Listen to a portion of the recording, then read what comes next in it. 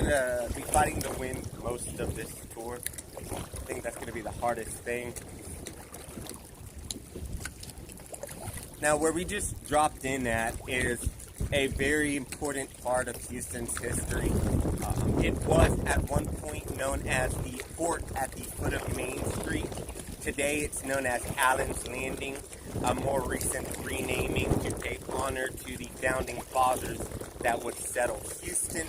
They were a pair of brothers named the Allen brothers, and they would arrive here in Texas just before the revolution, before Texas becomes its own country, and they would arrive as real estate investors.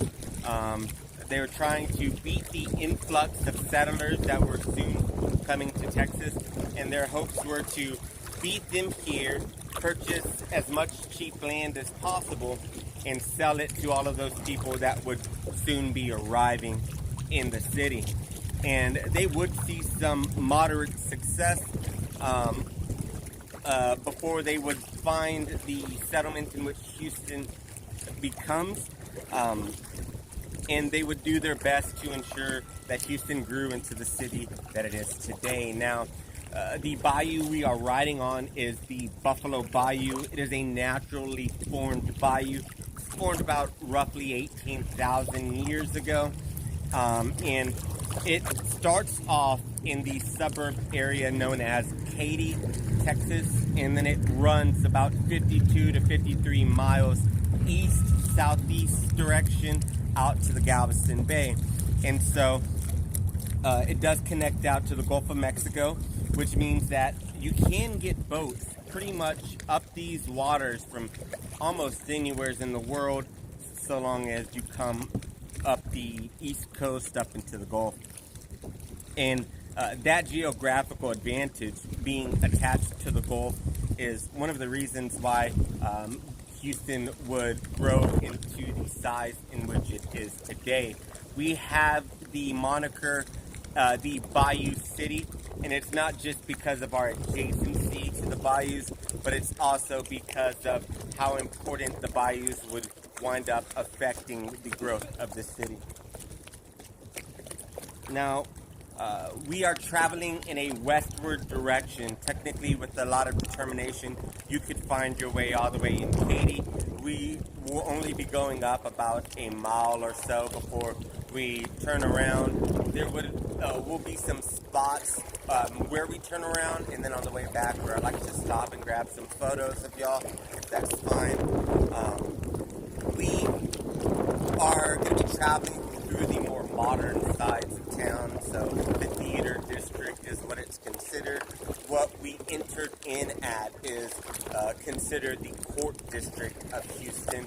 A lot of it is buildings that are owned by Harris County, and much of the original buildings around us were originally built to prioritize commerce. McIntyre's, the building that we got in at, what is now University of Houston downtown, and even the jail that's behind us were all prioritized as warehouse space. McIntyre's was a warehouse for a pharmacy. This was the Manufacturers and Merchants building, or the M&M building, which was pretty much a big warehouse where multiple businesses could store their goods and sell it in bulk. The jail was prioritized for cold storage. It was a time period before we had refrigerants, and you would need a spot to store a lot of cold goods, and so that's what the jail's original purpose was. And then the building that we entered in is the Sunset Coffee building, and that's because it was a warehouse for a small coffee company. And many of these buildings start being put in right around the turn of the century, the 1900s. Many of the buildings that were put in prior to that wouldn't stand against the testament of time and weather.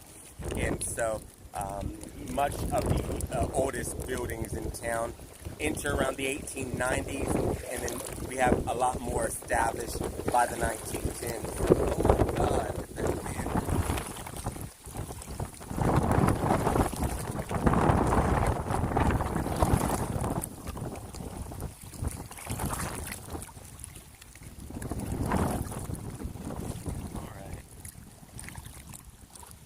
Once again, the bayou is 53 miles long, and it pretty much extends the entire width of the city, and it splits it into practically two halves, the northern and southern half. This is the southern bank to y'all's left, and then you have the northern bank to y'all's right. Now, the bayou is provided fresh water from a few different tributaries that connect up to it. The Greens Bayou, the Brays Bayou, the Sims Bayou, and even the White Oak Bayou all provide some type of fresh water to the Buffalo Bayou. And it meanders its way all the way out to the Galveston Bay, and certain bayous connect up on its route out there. We also have some dry reservoirs attached to the bayou.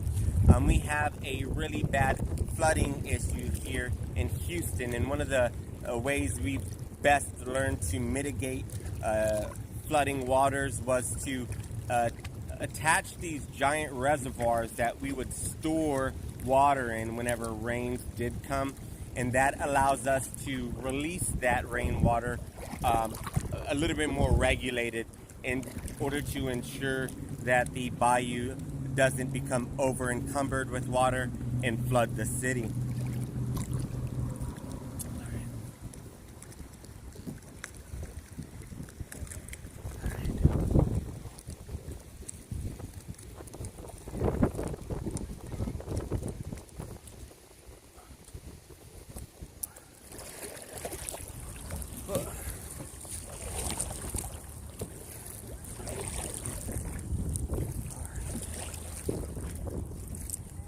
Now, y'all are here during one of our quarter seasons.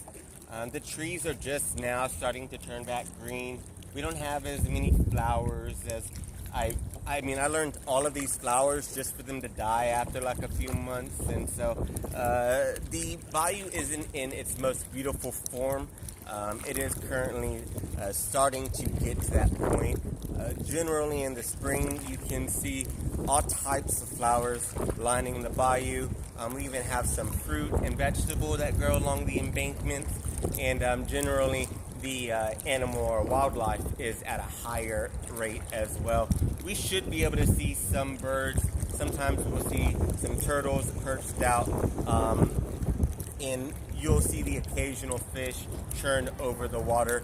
But throughout the warmer seasons, generally every tree's got some type of bird in it, and the turtles are all out. You're more likely to see snakes and such throughout the warmer parts as well. Right now it's just not the best season for that, which y'all might enjoy, you know.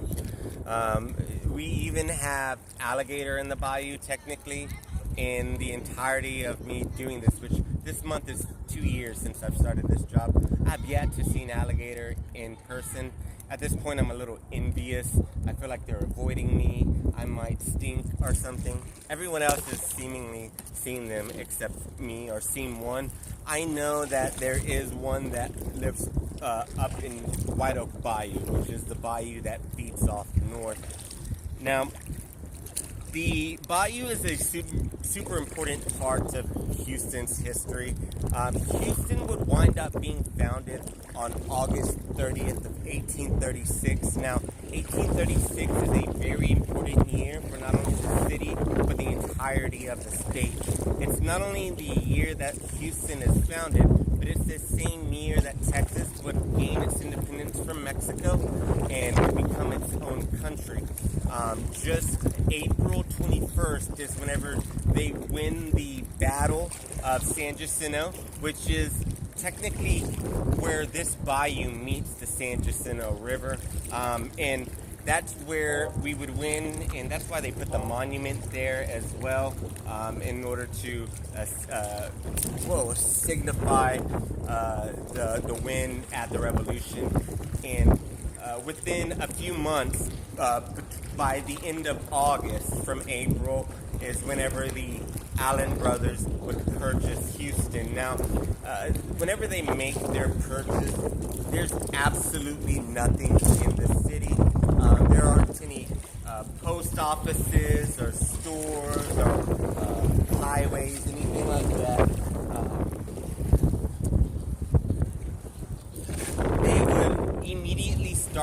planning to put in infrastructure as soon as they would make their purchase. And I believe it said they purchased about 6,600 acres of land at about $1.40 per acre. So they would spend less than $10,000 for the original plot of Houston.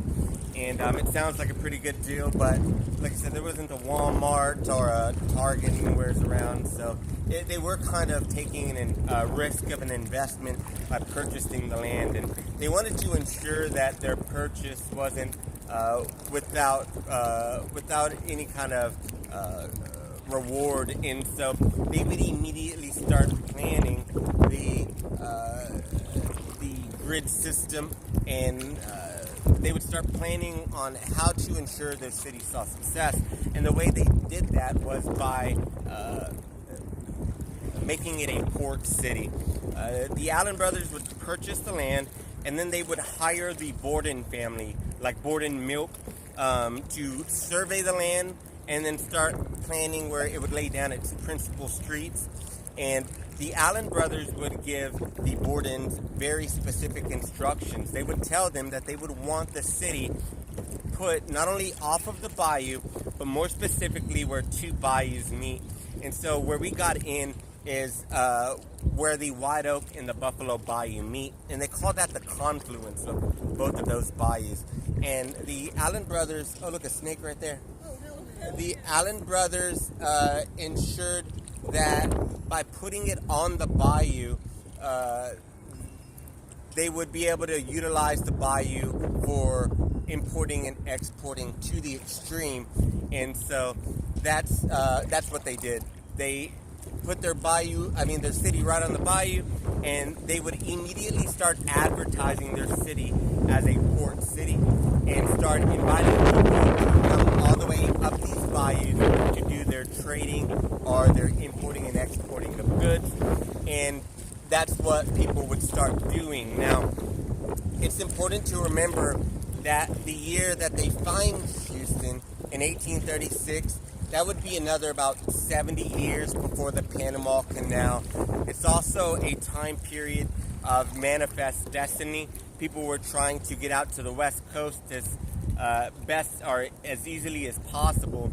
And so back then, people saw Houston as one of the best ways to import and export your goods out to the West. Now, I want to take a small break real quick and talk about the complex that we're passing right now. What you're going to see looks to be a building that's been ripped in half, and that's because it has been ripped in half.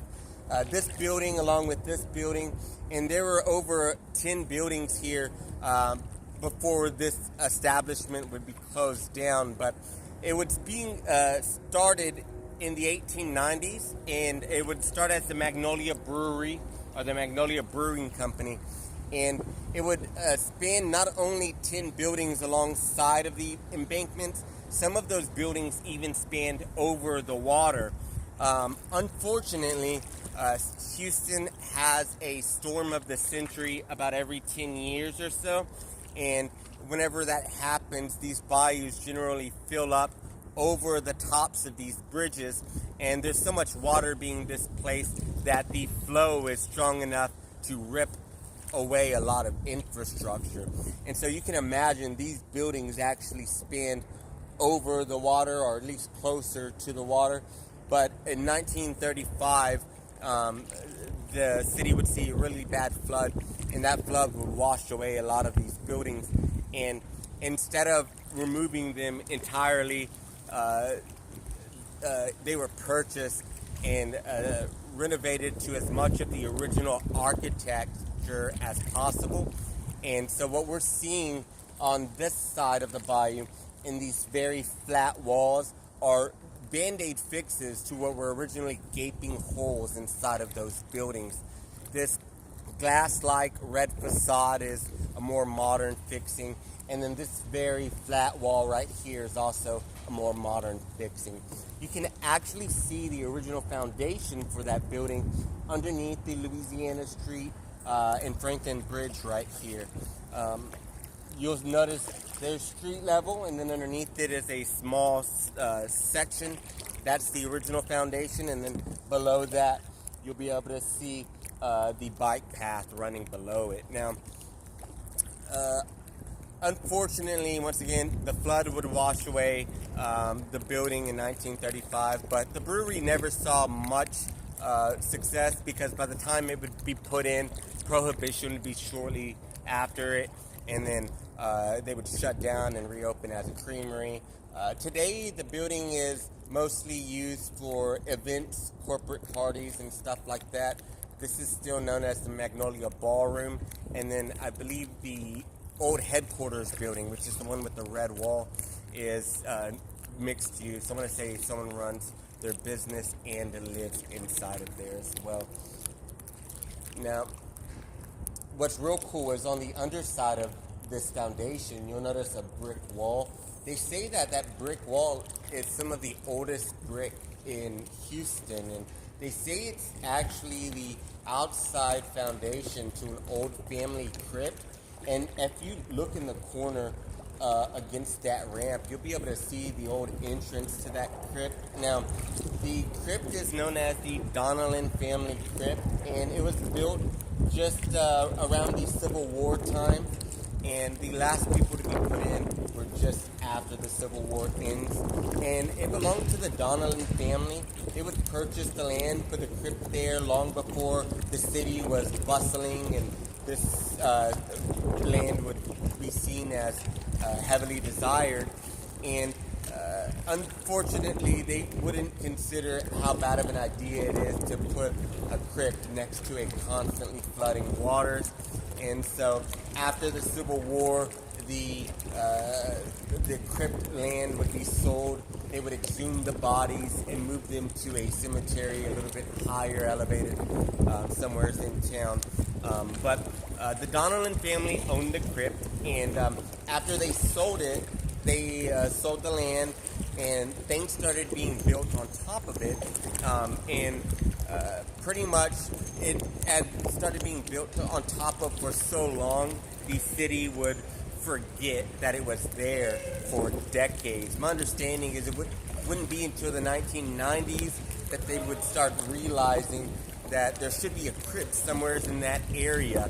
And so they would finally cross-reference research and determine that that's where the area of the crypt was. How's it going? Are y'all from around here? Oh yeah, he's got a Houston Astros hat on. I was about to say, they're wearing St. Patty's Day stuff. That makes sense. Oh, that's a great egret, or Egretta alba is its scientific name. You don't have to remember any of this. Just don't Google it while you're on the tour either, just in case I'm wrong. Yeah, we have a lot of Egretta genus on the bayou. They'll be in the form of egrets like that, or sometimes herons. We get a few yellow crowns, dark crowned night herons. We get a few great blue herons, and then in certain seasons you can see some tri-colored herons or even some green herons on the bayou. I'm hoping we can see some more birds out. It's just warming up, so if they're going to start coming out, it'll be around these next few weeks. Fingers crossed. Now, once again, we are going to be entering the theater district side of Houston. Generally, this is, as the city is founded, it's founded in a east to westward direction. And so as we travel, we will be getting closer and closer to more modern parts of the city.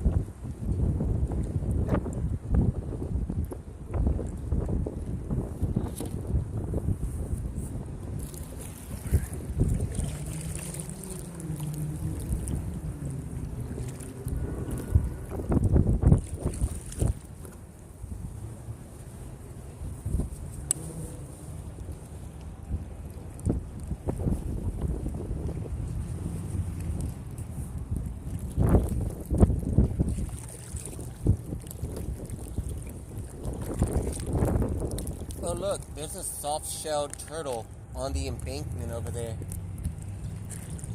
You have to, it's right there. He's very shiny, but he's hard to see. He almost blends in with the mud. But he's almost even with y'all on the bank. We have a few different types of turtles in the bayou. Some soft-shell turtles like that. We've also got red-eared sliders and then alligator snapping turtles. You'll also see to y'all's left some of our native ducks. They're Muscovy ducks, Muscovy. They are native to the south and central regions of America. They generally are closer to the Rio Grande areas. However, they have been added to our Migratory Bird Treaty Act. Scientists say that Houston is probably on the line of their natural migratory evolution. And so they're allowed to be here. However, in certain parts of America, they are considered invasive and on a control order.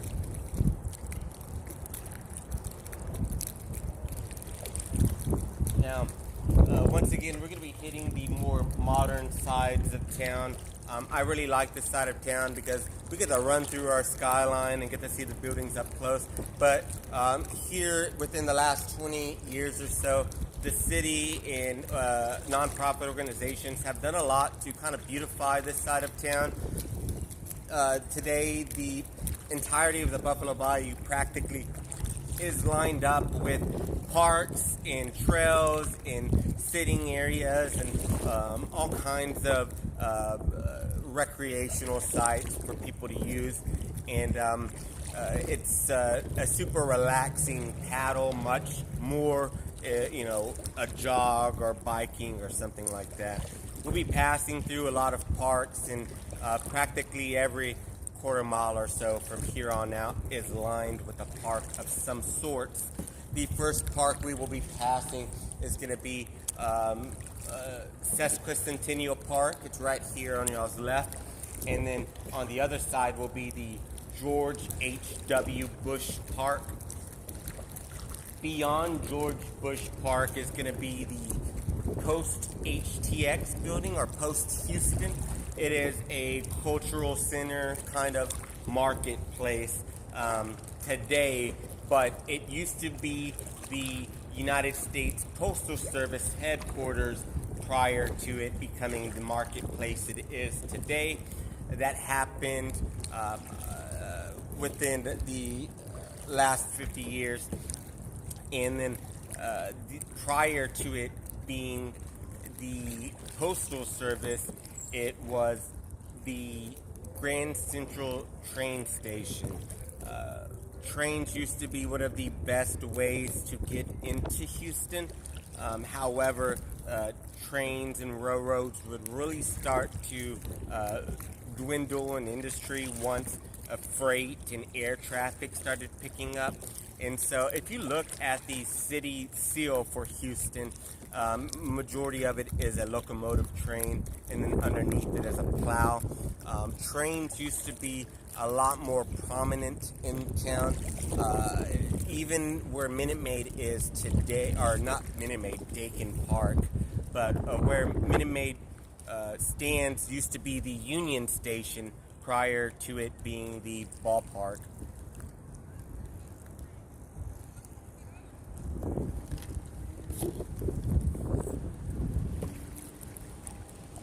Now, to y'all's left is going to be Sesquicentennial Park.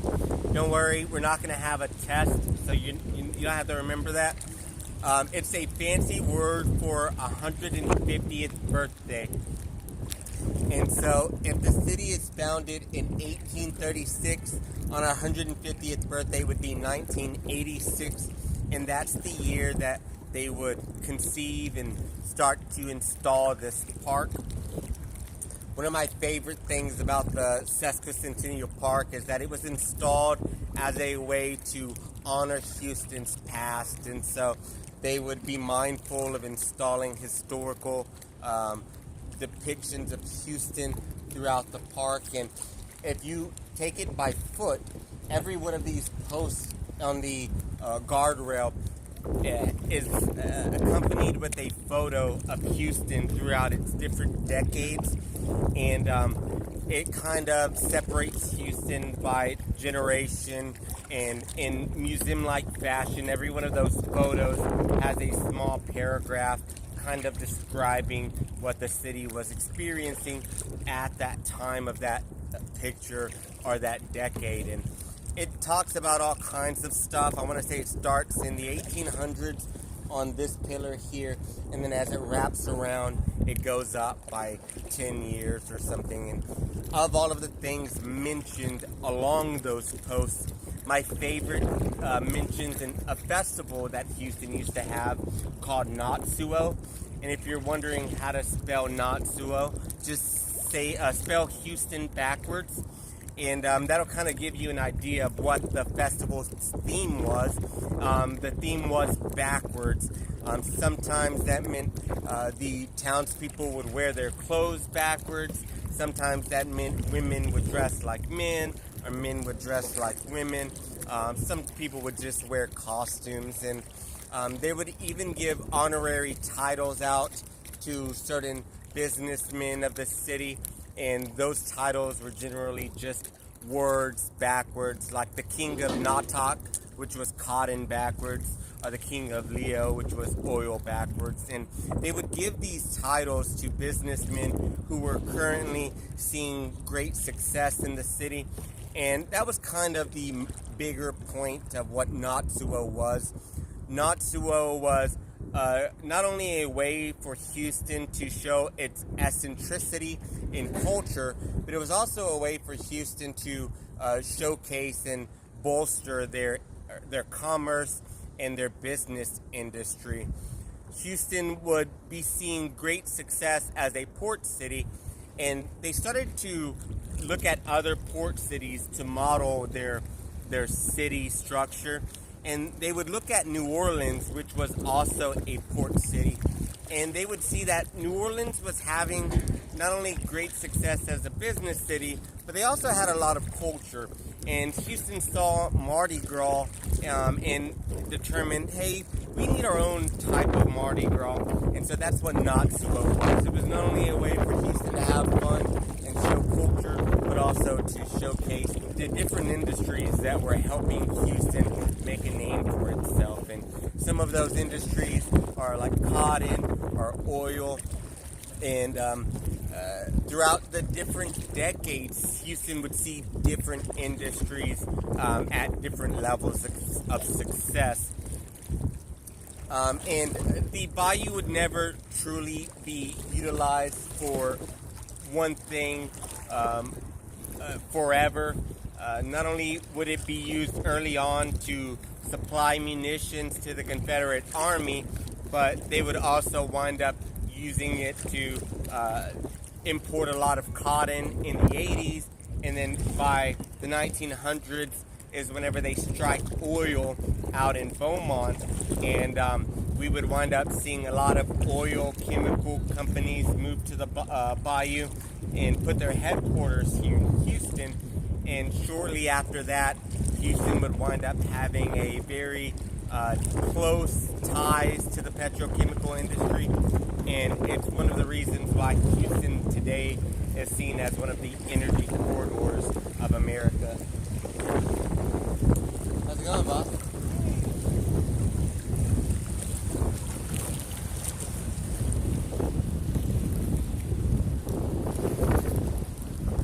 Fantastic. Now, they do boat tours, obviously.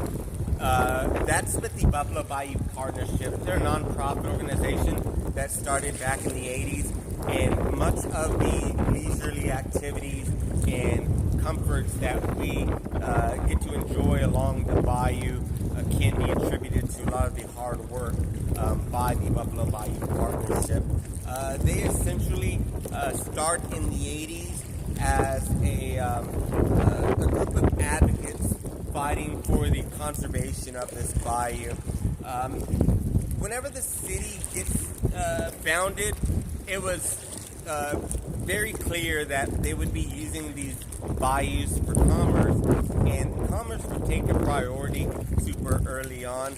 As soon as they get here, they start trying to make the bayou as deep and wide as possible, so that way larger boats could make their way up these bayous. And they start dredging the bayou in order to make that happen. And whenever they start dredging the bayou, they rip up a lot of the natural vegetation that exists along its edges. And a lot of that vegetation has a very extensive network of roots. And those roots are kind of what hold together our soil. And so without any of that vegetation to hold the soil together, we started seeing substantial amounts of erosion along the banks of the bayou. And it's one of the reasons why you don't see too many buildings alongside of the edge of the bayou today, is because many of the buildings that they did put along the bayou would wind up being swallowed into the bayou due to erosion over time. We're going to be passing up right now some of my most favorite sculptures in town. These are called the Seven Wonders of Houston. They're designed by artist Mel Chin, and they would be essentially conceived whenever the park gets installed in 1986. And they are funded by the government, and so it would take about 10 years before they would even get put up. By the time they get put up, Mel Chin would have a different plan in mind for what the sculpture would consist of. And the plan that Mel wanted to include was an aspect of Houston's future. And so the way Mel obtained this was by reaching out to Houston ISD, and he would ask Houston ISD to get drawings from kids who were born the year of our sesquicentennial. So kids who were born in 1986 are about to be 40 years old in just another year or two. From kindergarten, first and second grade. And they would be given different themes that were closely tied to Houston's success over time. A few of those themes are things like transportation and innovation, commerce, agriculture. And based off of those themes, they would draw something and they would submit it. And Mel Chin would take a bunch of those drawings and erect them over 7 pillars that extend 7 stories up into the air. And so you can take this tour 100 times and look up at those things and find something new to see every time. And granted, they are drawn by kids, and so they were given a lot of artistic liberties in terms of their themes. Like I want to say there's a blueprint for a butt warmer up there that was submitted underneath innovation, and I know I've personally seen a UFO in one of those pictures, and I don't know if we've got the technology for that yet. It's my favorite sculpture, and it's pretty exclusive to the Bayou. I've worked downtown since high school ended, so over 14 years, and I never truly saw them as they needed to be seen until you're on the water. They're on the back side of this theater here, and so unless you're walking and really paying attention, they're so easy to miss. We're going to be seeing some of our iconic buildings now to y'all's left. Let's start off with the most significant shaped one, which is going to be the giant red steepled building. That is going to be the TC Energy Center. That's its more recent name. The TC Energy Center was built in the 1980s. It's a postmodern building that was designed to look like something from the 20s. It is considered a neo-Gothic architecture, and a modern architects kind of laugh at it. They said it's more of a caricature of what Gothic architecture looked like. They said that the proportions of it are kind of drastic and don't really make sense. And I understand where they're coming from, but it doesn't mean that it's not a really cool building. Some people will refer to it as the Batman building, and I get it. A cool thing about that building is that it's that color red because it's made out of red Napoleon granite, and all of that rock was imported in from Sweden. It's the third tallest in the downtown area, fourth, I think, in the entire city limits. The tallest building downtown is going to be this giant gray one to the right. That is going to be the J.P. Morgan Chase Tower. It's 75 stories tall. I think it's like 1,010 feet high. And it is currently the tallest five-sided building in the entire world. It's the tallest building in the state currently. The water line in Austin will be done, I think, in the next year or so, and it'll be taller by like 10 feet. It's likely we're not going to be competing with that because, unlike Austin, we actually have a reputable airport, and FAA doesn't like our buildings being much taller than that. And so, J.P. Morgan's our tallest in town. One of our newest buildings is the Texas Tower. It's got like a V shape to it, and it's just to the left of the J.P. Morgan. That one was put in 2021 by the Heinz Group, and the Heinz Group is responsible for most of the modern silhouetting of our skyline. On the other side, we'll start to see a few more of our cool buildings. To y'all's right, you will see the aquarium downtown. If you have not been to the aquarium, it's worth one visit. It's kind of tourist trappy. It's not really a place where people who live in town hang out. It's worth one visit. If you've got kids, maybe 2 to 3, they do allow you to pet some of the animals, and they've got more than just aquariums there. I wanted to say they do like demonstrations on pets and sloths and stuff like that. And they even have, I think it's a tiger there, and it's argued whether or not they need one because it's not really like a zoo, but they do have one. My favorite thing about the aquarium is there's a train that goes around it, and ding ding, and not only does it go around, it also goes underneath and under some of their aquariums, so you can like see I think they're nurse sharks in that tank. While you go underneath them, and it's pretty cool. To y'all's left is going to be one of our, it's mixed use building. This side is used for corporate offices. The other side is an event center. It has our AMC theater, one of our concert venues, Bayou Music Center, and a few other corporate event halls there as well. This will be our last bend before we hit our final straightaway. And then we're going to be coming out to the Sam Houston Park area. We'll get another good view of some of our buildings, my most favorite building in town. And then we'll stop, grab some photos before we head back. And where we saw the 7 Wonders of Houston, I'd like to stop there, grab a photo as well before we head back. The highways above us are going to be the I-45 highways. They're not permanent highways. They are extensions that they put in, I want to say in the 90s. And the city does have plans to not only remove them, but to reroute those highways to a little bit more of a permanent spot. They just want to make sure that they pick the right spot before they spend all that money. Oh, look, there's the train. Yeah. I'm a simple man.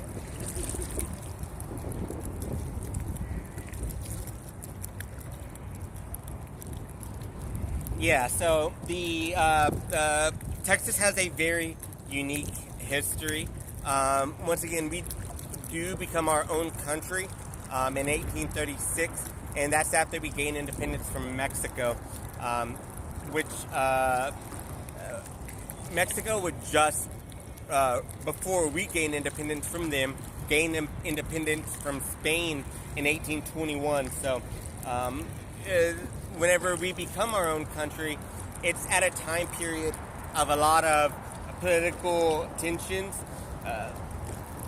Spain owned Texas and Mexico for almost 300 years.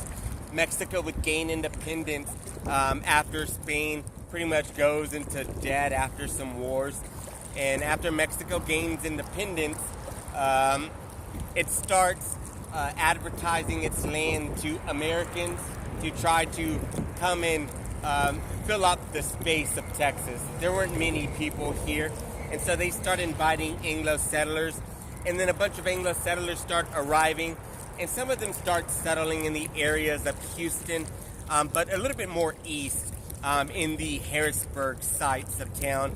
And Harrisburg would wind up being annexed into Houston as it grew, and it was a larger settlement before Houston, and so Houston would make sure to honor Harrisburg by giving it the largest county seat.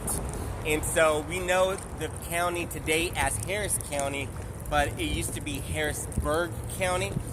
The city not only had a lot of German people living inside of it, but there were also many parts of the city that shared German-sounding names. One of the earlier settlements of Houston was known as Germantown, and then one of the main streets in Germantown was known as German Street. However, in World War I, there would start to grow a lot of anti-German sentiment, and so they would start moving away from words like Germantown or German Street. And by the 1910s, they would start voting away a lot of those words. Now, everyone would get here. We would get our first steamboat January of 1837. So August 30th, 1836, they found the city. Within a few months, they get their first steamboat, the steamboat Laura. It's said that whenever the steamboat Laura arrives in January of 37, that there were only 12 people living in the city limits, and they only had one log cabin to house them in. And then by May of the same year, so about 5 months after the Laura arrives, it's said that there would be over 1,500 people in the city limits, and that they would have over 100 buildings to house them in. Just a small evidence to how many people would start arriving once the city is founded. Now, most of those people are arriving because Houston would be elected as the first capital of Texas. Once it becomes its own country, the Allen brothers knew that a country needs a capital, and so they would lobby to politicians to make Houston the capital, and politicians would oblige their lobbying, and Houston would be elected as the first capital. And that's why most of the people started coming here, because they thought it was going to be where legislation was made. And that was true until everyone got here. And then they realized that this place is awful. It is way too hot, way too humid. Prior to all of these bridges getting here, you can imagine it was kind of a pain in the neck to have to traverse all of these waterways every couple of miles. And on top of that, the adjacency to the water means that we don't really have soil here. We have clay. And so you can't really grow things in Houston ground. They called it gumbo soil. And all of these things would kind of make people reconsider if Houston was a good place to live. And the final nail in the coffin would be in 1838. The city gets struck by a yellow fever epidemic, and it quite literally decimates the population. A tenth of Houston's population would die from yellow fever, and it would really make not only citizens reconsider if it's a great place to live, it would make politicians reconsider if it was a great place to have a capital. Obviously, they decided it was not the place to send people to die. However, they would come to realize, even though it's not a great place to live, it will be a great place to make money. And so the people that did stay were mostly staying because they knew that they were going to be using these bayous to import and export. And so this is mostly what contributes to Houston's marriage to commerce for the next almost 200 years.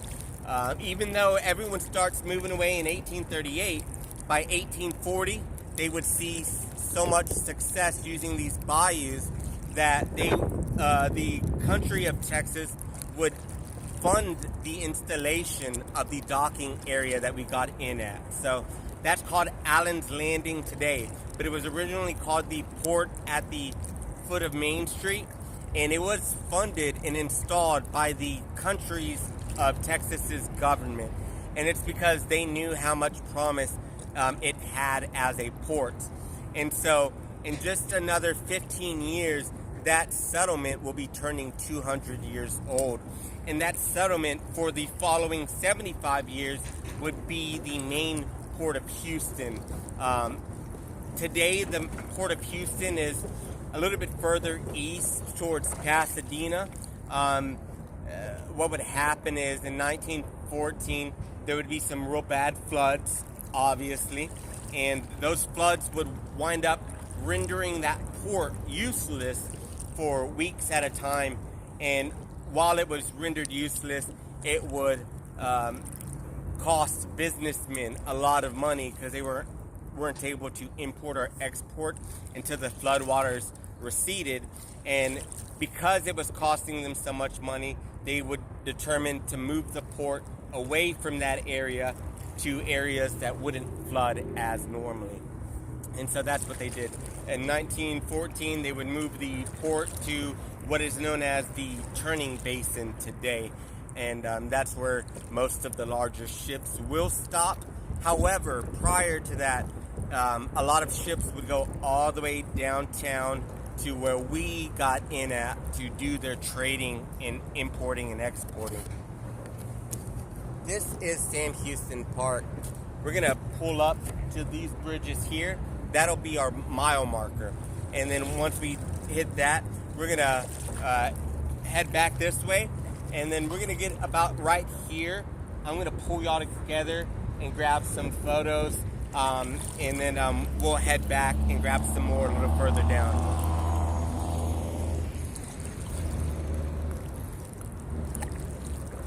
Are y'all having fun? Good. All right, a few other cool buildings. This is all glass one, is the Wells Fargo Plaza. It's beautiful, but a little boring because it's all glass. My favorite building in town is gonna be the Heritage Plaza. And that's purely for a few different reasons. One of them is because it's not all glass like the Wells Fargo building. I feel like that gets a little bit boring. It does have that glass bottom. However, the top of the building has a stepped granite feature, which you may feel like is a little familiar. And that's because the architect that designed that building would go to the Yucatan Peninsula and be inspired by the Native American pyramids down in the Yucatan Peninsula. And so the top part of the building would be inspired by the architecture of those pyramids. And to my understanding, there aren't many skyscrapers in the world that pay respects to old Native American architecture quite like that. It's kind of got like a Wakanda vibes to it.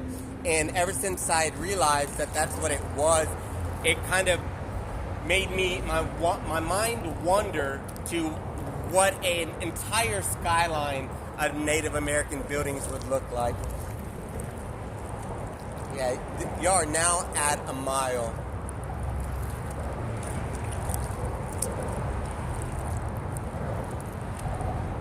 Good job. Y'all made great time. It's like 50 minutes. Y'all made perfect time. We'll turn around here.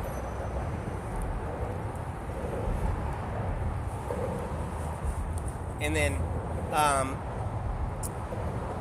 whenever we get down there, I'm going to say, hey, y'all come to me. And then pretty much just try to put the nose of your boat into the side of me. That'll allow me to kind of turn y'all in for a good photo. The current's going to be slowly dragging us. So we'll kind of get together, stop, and then we'll just, as the current is pulling us, I'll try to get some good photos, all right?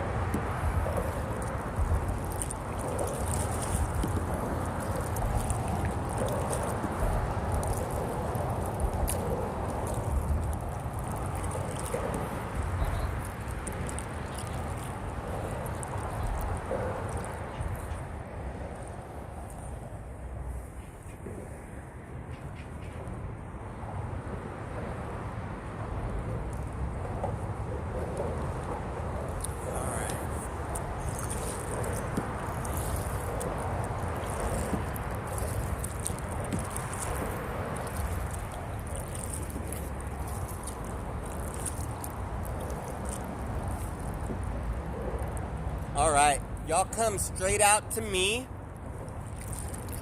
All right, pause the video.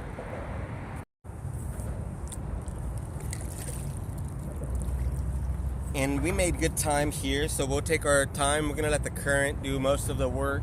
That way we can get as much time on the water as possible.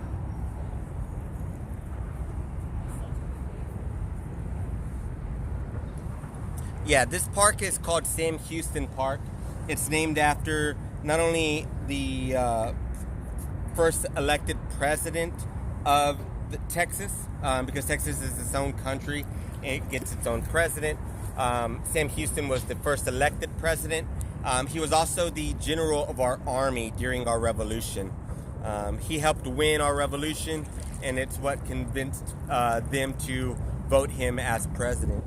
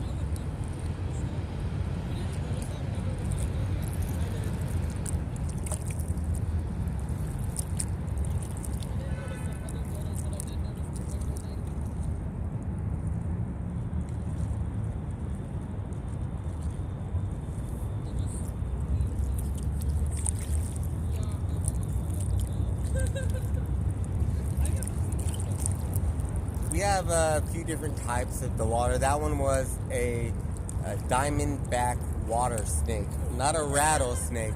Diamondback water snake. They are non-venomous. Me too. To be honest, snakes and spiders, like, I know that they don't want to mess with me, but there's a physical reaction that happens to me whenever I see them, and so I'm not a fan of them.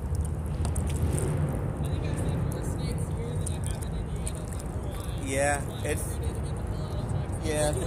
I tell people all the time, Texas is like Australia. You know, everything here either wants to eat you or kill you.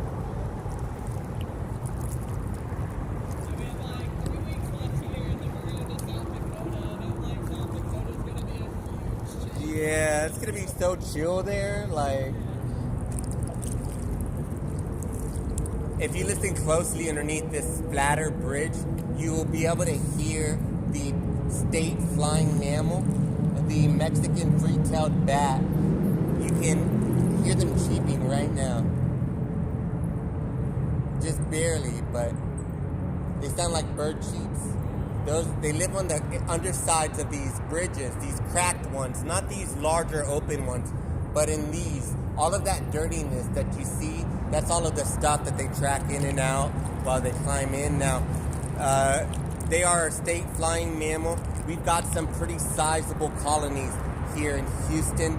The most sizable is the Wharf Bat Bridge, or the Wharf Bridge Bat Colony, which is about another hour and a half paddle that direction. Right now, they're just barely starting to increase in size. It's just now getting warm enough for them to be more active. Generally, throughout the colder seasons, you don't see them as prominently. But if you want to see them, we just went out a couple of nights ago to the Wharf Bat Bridge to make sure that they were going to be coming out, and they are definitely coming out right now. The best time is the last 30 minutes of daytime is the best chances of seeing them. Is it the east? No, they eat all kinds of stuff, to be fair, but they exist on the at the Wharf Bat Bridge area.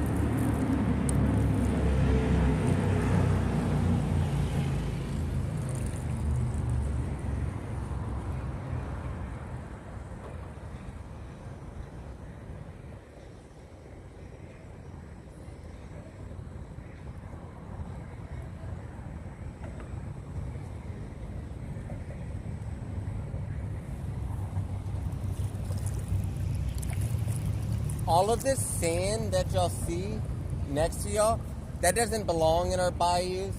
That's sediment from streams further inland. All of the lighter debris from upper streams gets pushed further and further out, and all of this sand is the biggest reason why we have the turbidity inside of our water.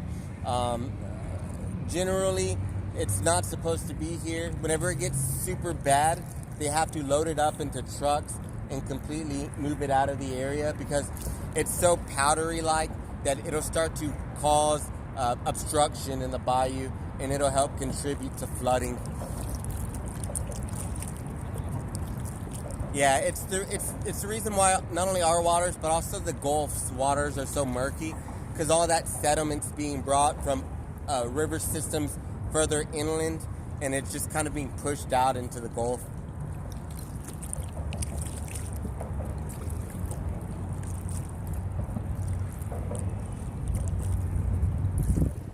And y'all said y'all are here for 3 more weeks? Yes. I don't know if y'all will be here for our next cleanup event, but we hold a free kayak day every month, the first Sundays of every month. We invite everyone out free of charge. There are cleaning agencies in place to kind of help manage the litter inside of the bayou, and what they do in a week is way more than what we'll do in a year. But my job is to kind of do this tour and help shine light on what makes Houston a great city. and it's hard to do that whenever you're paddling through trash. And so we started our own cleanup event. We invite people out. If y'all are here out that time, I'd love to have y'all out. It's the first Sundays of the month, so if you've got time, feel free to swing by, come and meet some neighbors and stuff like that.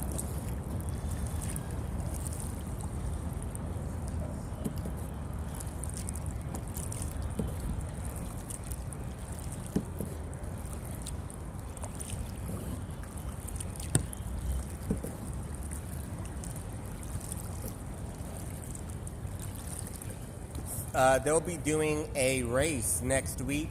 If you are in town, you can watch. Every year, they do a race called the Buffalo Bayou Regatta. It's the largest canoe kayak event in Texas, one of the largest in the country. And people have been gathering on this bayou for the last 50 years. They do a 14.4 mile race where they drop in at the San Felipe Bridge, and then they get pulled out where we dropped in. And so on the 22nd, though, is whenever they're holding that. And the bayou is going to be littered with a bunch of different colors of kayaks and canoes, and it'll be a great day to be out and about for sure. It's called the Buffalo Bayou Regatta. It's a more modern name. Whenever they first started the race in 1970, it was called the Reeking Regatta. And that's because the bayou was seen as a pretty much, I mean, it's still not seen as the cleanest waters today, but it was significantly worse in the 70s. And most people wouldn't even thought about kayaking in the waters back in the 70s, but Houston breeds a tough group of people, and they're like, we'll live. And so the first race started off known as the Reeking Regatta, and its logo actually incorporated a gas mask, and the participants to that race were known to wear like hazmat suits and stuff while they paddled down. The original race prizes consisted of things like beer steins and belt buckles, and they would even have a special prize given to the person who collects the most trash in the race, and that prize is known as the Styrofoam Cup. Over the last 1970 was the first year. I think they've only had to cancel it like 4 times due to weather, and so it's like its 51st or something like that, 52nd annual race. I'm looking forward to being out here. It'll be a good day.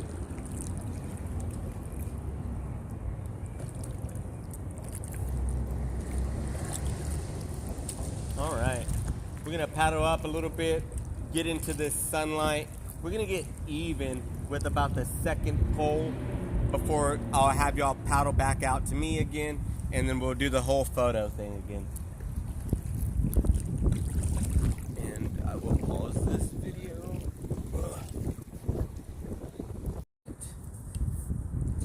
We're making fantastic time, and it feels good out, especially since we're paddling away from the sun.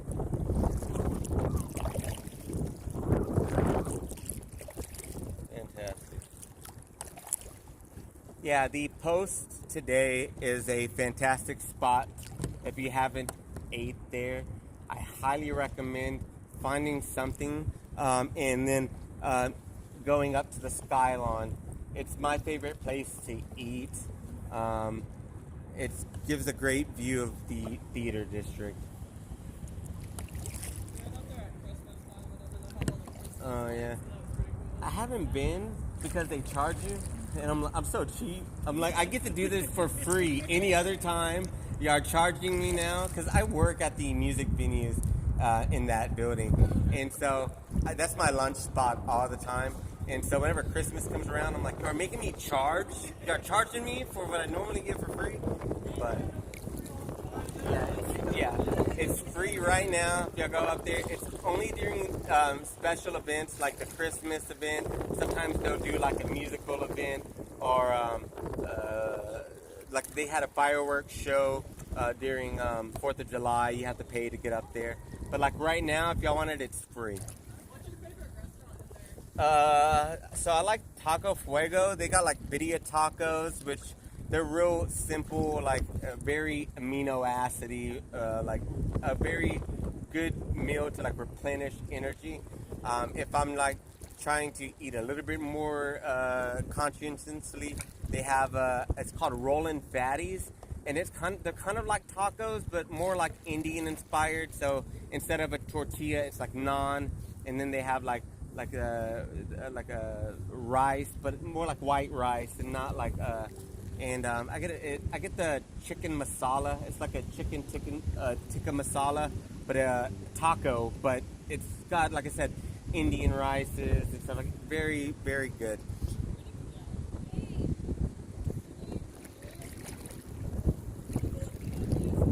I don't know if I've had that one yet. Yeah, I need to try that. I've tried a few of them. I've tried the Cajun spot. Their gumbo is good. I've tried the taco spot, the pizza spot, even the coffee spots are nice. I'm a creature of habit though, and so whenever I find something I like, I'm like, this is fine. I don't want to risk, anything else. Yeah. Like I said, it's free to eat up there. Highly recommend that. We just love Houston so much because she's vegan. Oh my God. In Indiana, we don't have Oh man. places around us, so Dude. it's like she can eat anywhere. Yeah, especially like if you go to like any of the Asian cities, like Missouri City, like Indian restaurants, Mediterranean restaurants are perfect for vegetarian. There's just so many spots where they have like a whole menu for like vegans. It's so hard finding spots like that in other areas, but yeah, we have a lot of culture, and so even our food trucks have like hella veggie friendly options. They're here from Florida just for the week. They made it all vegan seafood. So like Wow. shrimp, fish, Wow. crab cakes. Yeah, and luckily, like, it's just more common to have like a Beyond like section, or some kind of Beyond burger or something like that. And nowadays, though, my favorite thing is that they've got like vegan everything. Like I've seen vegan chorizo. Oh man, yeah. Yeah, I like a lot of vegetarian stuff. If you look up here, you'll see these little mud holes. Those are sparrow homes. Birds, they make their homes in the little mud-like structures. It's not sparrows, swallows, barn swallows. My fault. Last time I made that mistake, one of them attacked me. It was super weird.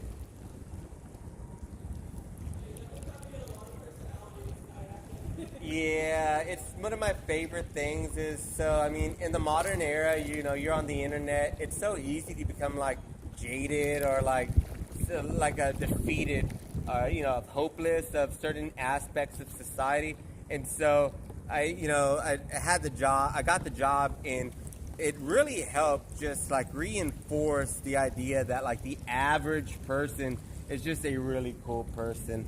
I meet people from not only like different walks of life, but sometimes it's people who have never been to Houston before, never been to America before, and so they come here with a lot of preconceptions, and some people come here with a lot of fears, and they've heard horror stories of what to expect, and they're like, everyone's got guns there, be careful. And I'm like, that's true, but it's not that bad, and so my favorite thing is just not only learning how refreshing the average person can be, but to see how well they've taken to the city as well. Some of them, they're like, man, I didn't know what to expect, or I had opposite expectations, and so they found the city to be a refreshing experience for them. And so it's just been a very fun job. It beats being like a tow truck driver or something, you know what I mean? Even like my worst days are generally pretty cool. I joke all the time. They could probably pay me less, and I'd still show up. You know what I mean? Yeah.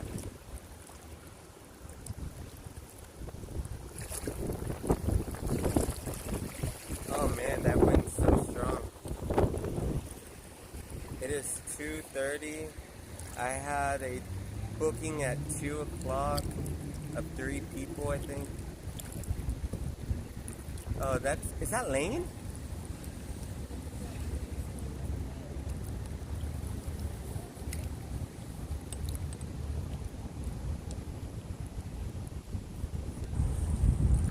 Is that Lane?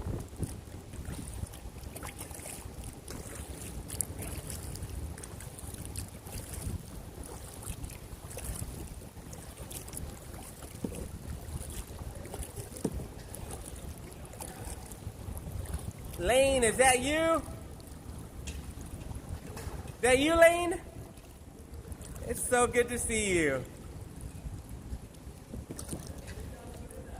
Right there at Allen's Landing.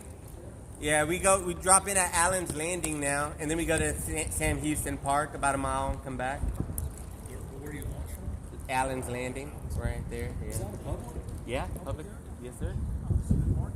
On Sundays it's free, but generally weekends you get a lot of availabilities in front of our building. So yeah, all today's been pretty open for parking, but it's hourly at the meters. They've got a few lots where like 15 for all day, which is sometimes worth it. But Sundays are free. I like being out here on Sundays.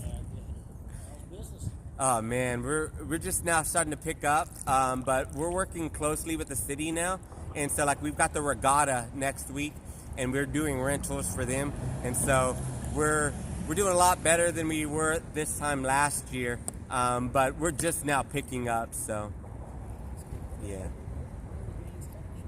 I think the city's looking for as many opportunities to shed light on recreational use out here, and so they moved us out to that building in August, and they've been doing everything they can to keep a spotlight on us and every effort of people being out here. So it's exciting for sure. Yeah, you know, they have boom systems that they'll set up to kind of gather it up, and they have a boat with a vacuum that they go out and they suck off on the top of the water. My understanding is that it's easier for them to choose certain parts of the bayou in certain days to go out there and manage that. Yeah. But I do know that I don't see them as often on the east side. Yeah. Well, just north of the Teatro Balangay. Yeah. There used to be a lot worse here downtown. Whenever Christmas came up, they did a bunch of Christmas light events on the embankments, and they ushered out a lot of the homeless people. And I think most of them made their way towards Second Ward area. Yeah. Yeah, further south. Yeah. I think Whitmire just made it illegal for camping in the city limits, and so they're trying to battle it in different ways. I'm not sure how effective it's going to be. It's not like you got recreational campers. Right, yeah. Problem, then just make it illegal. Problem solved. Yeah, but that being said, they got a 10-year plan to redevelop from in between here and East End. So hopefully things will look different in 10 years from now. But it's so good seeing you. Well, it's good to see you. How long you been out here? Oh, not long. I just put in just however long it took me to get from that place to here. Yeah, that's good. That's good. Well, it's good seeing you. I'm gonna get these folks back. You've been coming out more often, or just now that it's warmed up? Kind of now there's warmed up. Yeah, it's a good idea too. Well, I hope you enjoy your paddle, and I'll keep an eye out for you.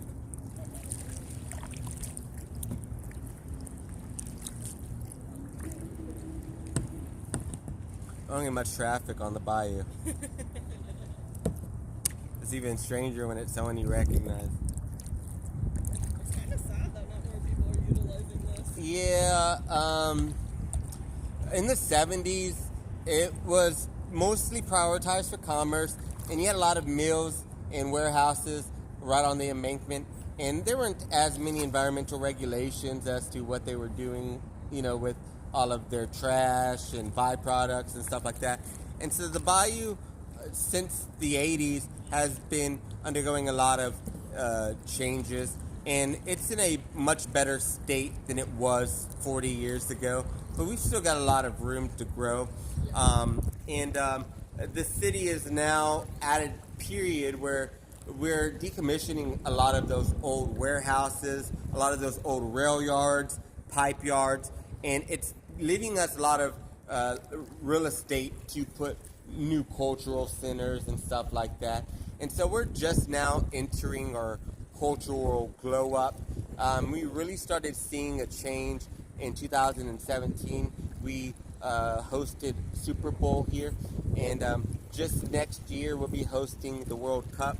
And so we understand that we are now being seen as one of these larger cities. We're a super city, and so we're trying to catch up to the culture that comes with being one of those cities.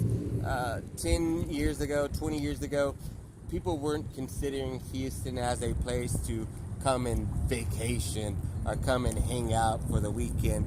And we're just now entering an area where people are coming here to not only do business, but to have fun primarily. And business is kind of becoming a secondary thing. And it's exciting, but the important thing is that we've got space, and not only we've got money to ensure that whatever we do plan or put in from here on out is kind of built to last. For decades, we were putting stuff along the water, and every 10 to 20 years, we were tearing it down and putting something else up, just due to either environmental issues or just bad planning or building issues. And so we are probably in the most exciting era for the city, but we've still got a lot of room to grow. We are the fourth largest city in America. We are only 89 years old, I believe, this year. So we're a relatively young city, but much of the success that we have today is due to our relationship with commerce. These are blue suede ducks. One of our managers usually carries a bag of waterfowl feed, and so they're super comfortable, and they probably think I'm him. I don't got nothing for you today, babies. I'm sorry, but you are so cute. You're so cute. That's so funny. They could rotate you. Yeah. Yeah. I'm so sorry, guys. That is so funny. It's full.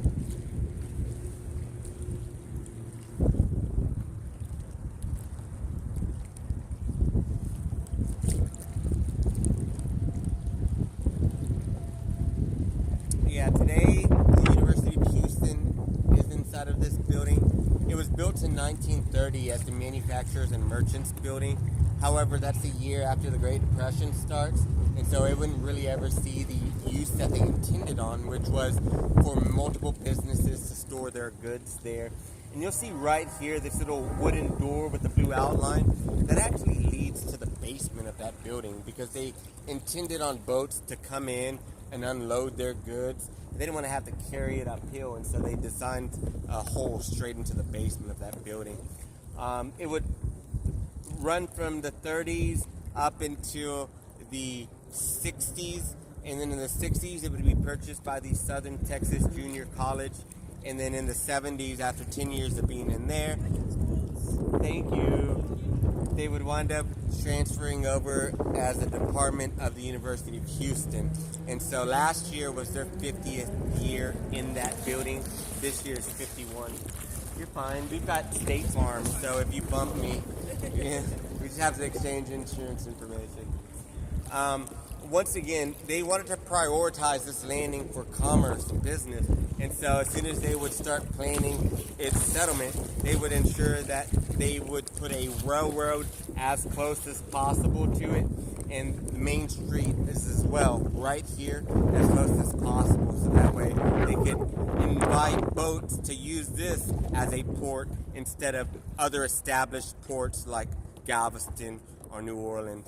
They were trying to say, hey, if you use this, not only are we the most westward port that you can get in the Atlantic Ocean, but we also designed the city with a very short unloading and loading process. So once you get here, it's a skip and a hop before you can put your goods onto a wagon or a railroad and send it further west.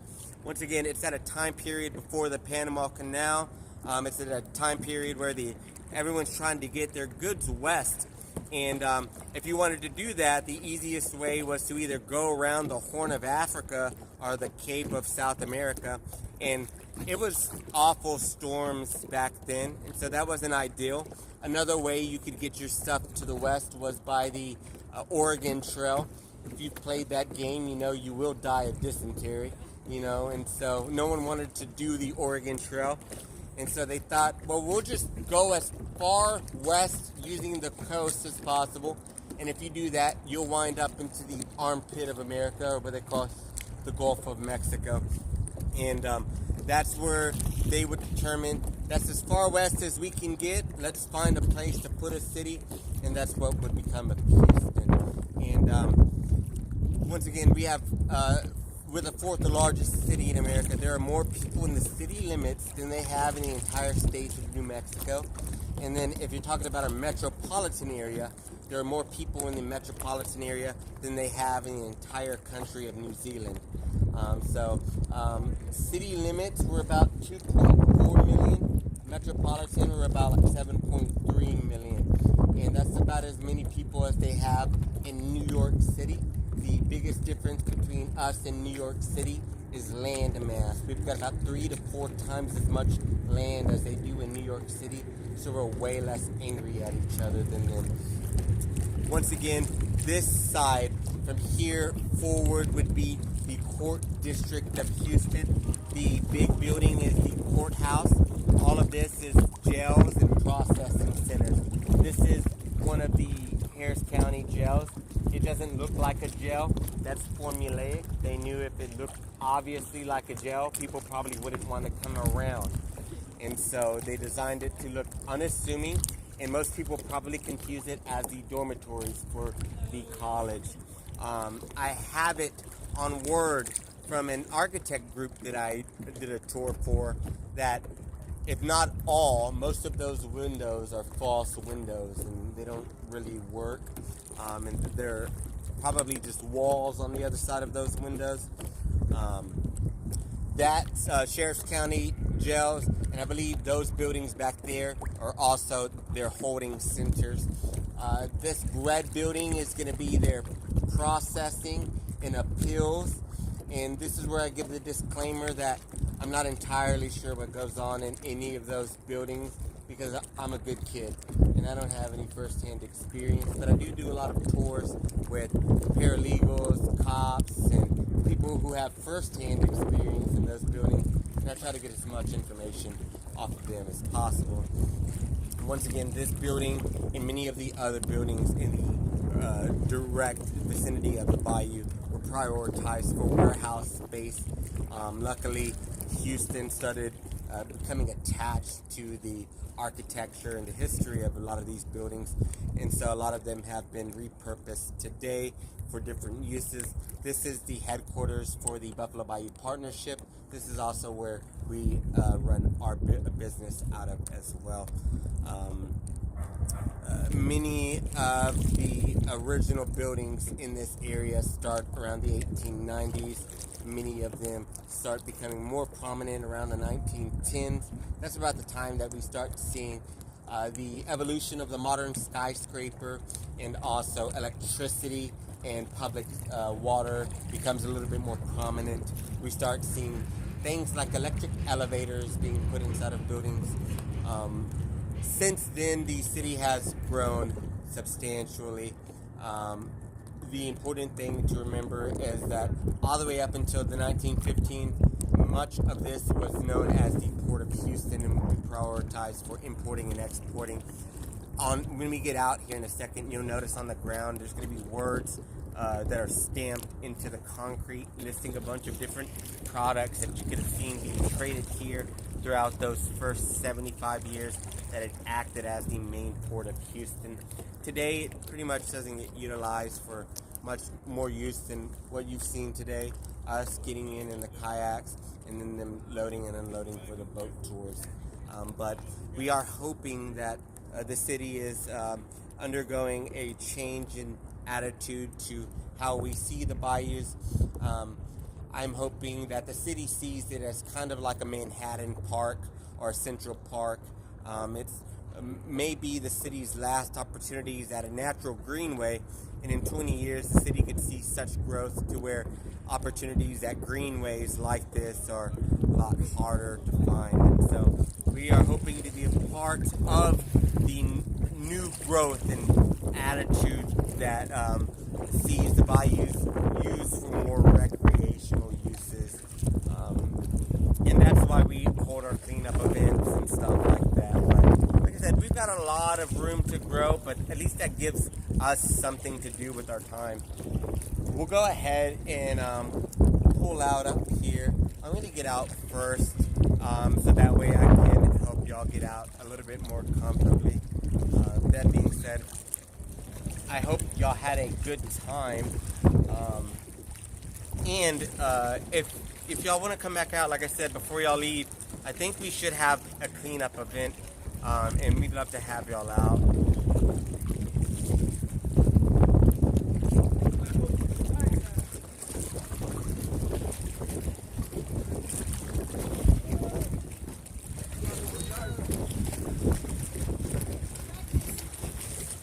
Yeah, cruising. They cruising, man.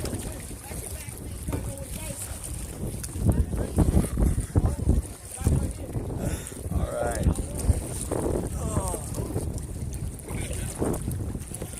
All right. Let me cut off this thing.